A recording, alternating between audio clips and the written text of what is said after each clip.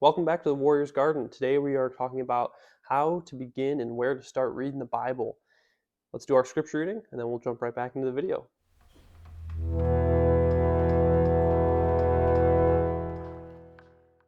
All right, for today's scripture reading, we're going to be reading Proverbs chapter 13, verses 1 and 2. A wise son accepts his father's discipline, but a scoffer does not listen to rebuke. From the fruit of one man's mouth he enjoys good, but the desire of the treacherous is violence. First things first, I'm going to give credit where credit is due.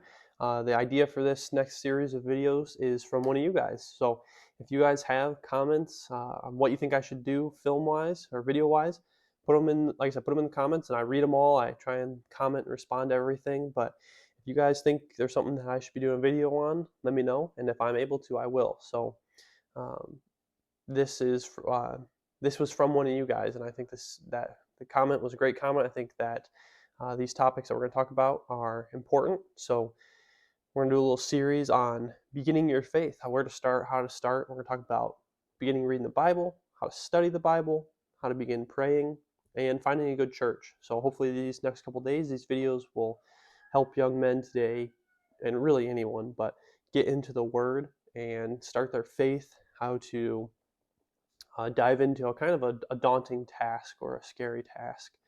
And a lot of young men today, we see either whether they believe or not, are afraid to share their faith, are afraid to talk about their faith publicly. And I don't think that's the case. I think that no matter where you're at in your faith, you should be proud of it. But this video is more about the people who aren't believers yet, or have maybe are in a slump in their faith and are uh, need to get back into it. So today's video is, like we talked about, how to get into the Word, begin reading the Bible. The Bible is a big book. I mean, that is a lot of pages. So it's a bit of a daunting task getting into the Word. It's something that if you've never been given any guidance on, you probably wouldn't know where to start. So that's what I'm here to do today. Hopefully give you a little guidance on where to start in the Bible. First things first, we're going to talk about the layout of the Bible. So what's the Bible look like? The Bible is split into two sections. There's the Old Testament and the New Testament. And this is going to be a really broad description, but basically the Old Testament is talking about before Christ on earth. And then the New Testament is talking about while Christ was here, his death, his resurrection, and ultimately his ascent to heaven, and then a little bit after that. So that's very broad, but that's the New and Old Testament, how they're split up. And then each of the Old Testament is made up of 39 books, and the New Testament is made up of 27 books. So 66 books in the Bible.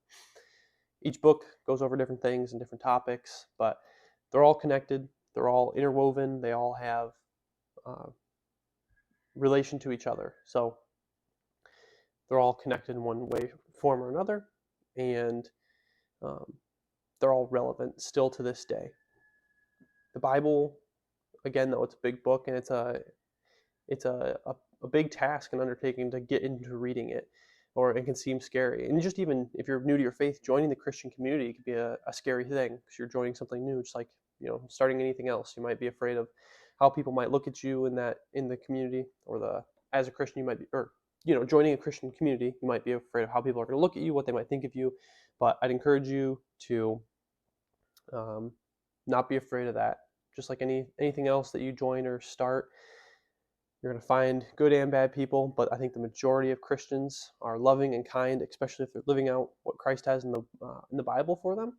And most of them are going to be more than willing to give you the right direction and push you in the right way to continue your faith. So, a little sidebar there, sorry, but anyhow, the Bible. It is, like I said, it could be a daunting task to start. So I'm going to give you some pointers I think that might help you get started reading. First things first, you don't need a physical copy of the Bible. You can start on your phone, on your laptop, whatever you have, whatever device you have. There's the Bible app. You could just Google the Bible. So there's lots of different ways to read it. And if you do want a physical copy, there's lots of different places you can find them. I know like Salvation Army usually has Bibles that you can get, or Goodwill. A lot of them, people will take used Bibles there and you can get one for cheap. And a lot of times they might even hand them out for free. So if you want a paper copy, that's some of the places you can find one. Or obviously you can just buy one used, or new, excuse me. Does not matter how you read the Bible, whether it's online or whether it's on paper. Or even if you listen to the Bible, you can listen to it through the apps or whatever. Personally, I like reading it in paper, but that's just how I am, so it doesn't matter. That's first thing, getting a hold of a way to read it or listen to it. Second thing, it does not matter where you start. I know I just talked about the Old and the New Testament. It doesn't matter where you start in the Bible.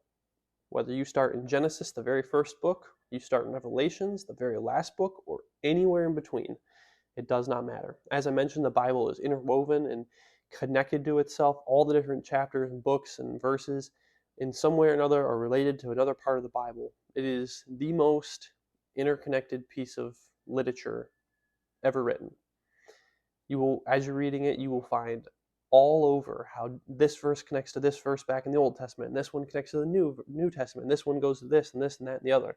The Bible is a huge story that is connected, and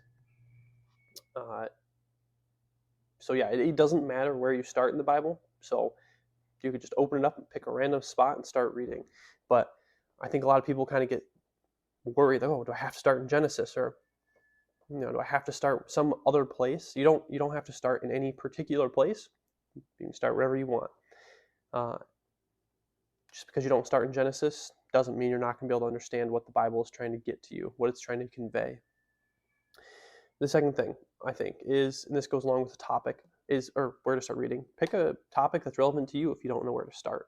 If you're going through a hard time in your life, or you're going through a great time in your life, all the way in between, you can pick something that is relevant to you in the Bible and start reading from there, because if it's applicable to you now, you're going to be more invested and maybe more willing to read what it has to say, and want to keep returning to what it has to say. So pick a topic that's relevant to you. That could be something that's really useful. And this next point is going to kind of go along with fit into all of these, but use Google. Like, if you don't know, if you've never read the Bible, you're not going to know where to turn in the Bible to go for encouragement, or where to go for, to find salvation, the story of salvation. I guess that's a lot of the Bible and the Gospels. But anyhow, use Google. I mean, you can Google verses of encouragement, and Google will show you where you can read and find that encouragement.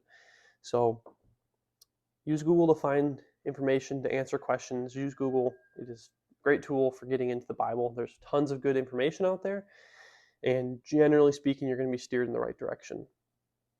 As always, don't believe everything you see online. So next, ask questions as you read. So you are never going to understand everything in this book. Anyone that tells you they do is a liar. They don't. But that's a good thing. There's always more to learn. There's always more wisdom that you can find in reading the Word, and there's always something that you can gain from reading. So ask questions, whether that be asking Google questions, asking whoever questions. Hopefully you get into a good church and you can ask other believers questions. But dig into what you read. Don't just read it and put it away, because although you might understand parts of it, you're definitely not going to understand all of it.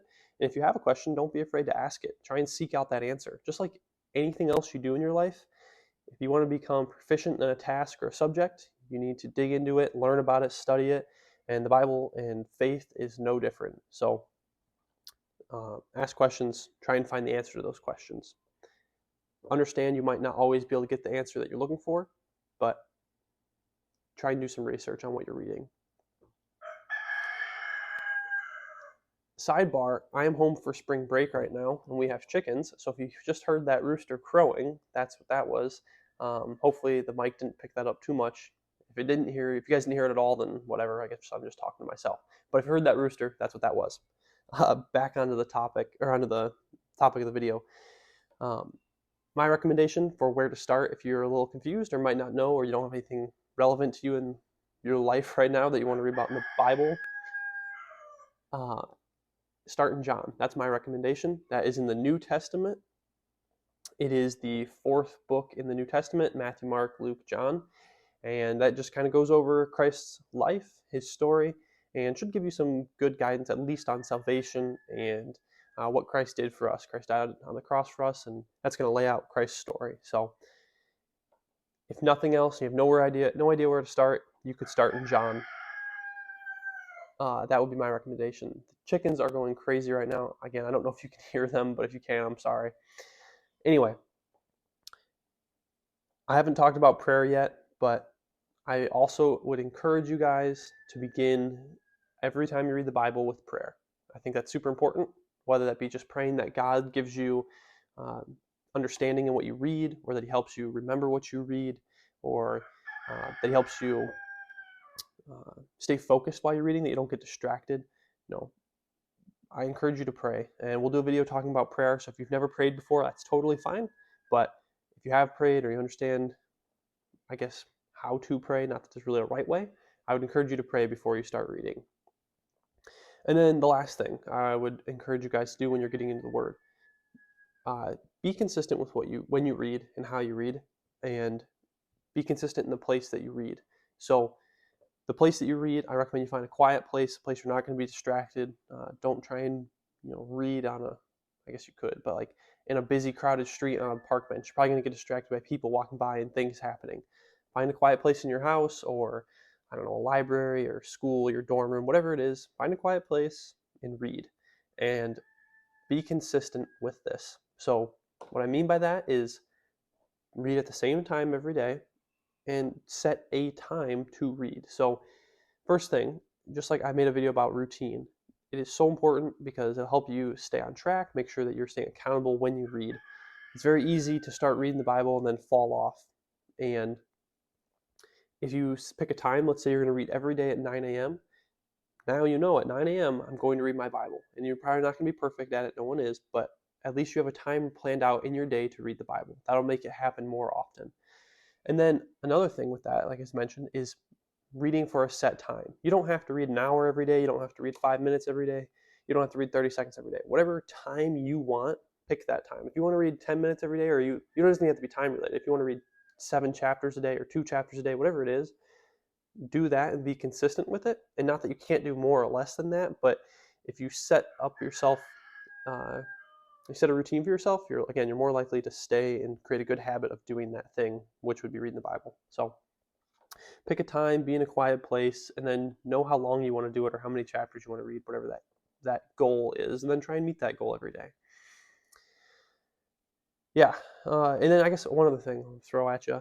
If you are reading a part of the Bible, like I mentioned, you don't have to start anywhere, and you don't have to finish stuff either. So although I encourage you to read through a book, but if you are reading through, let's say, Leviticus, which talks about law in the Bible, if you're like, man, this is boring and I just don't understand it right now, don't keep reading it. That's totally fine. Move to something else. If you start reading John and you're like, I'd rather read something else, read something else. There's nothing wrong with jumping around the Bible. Even if you read a new verse every single day and you never stick with one chapter or one book, that is totally fine. I would just encourage you to start. That's the biggest thing. Doesn't matter where you start, doesn't matter how you start, doesn't matter what version of the Bible ultimately you're reading. Just start. That's the biggest thing. I'd encourage you guys all to start reading the Word. Once you start and you get more into the Word, you get more into your understanding, other things will develop, and hopefully then you are maturing in your faith and reading through the Bible more thoroughly. But just start. That's the biggest thing you can do. So I encourage young men to begin reading the Word, begin your journey of faith, and we'll have more videos talking about this stuff. But thank you for watching, and I will talk to you guys in the next video. Thanks.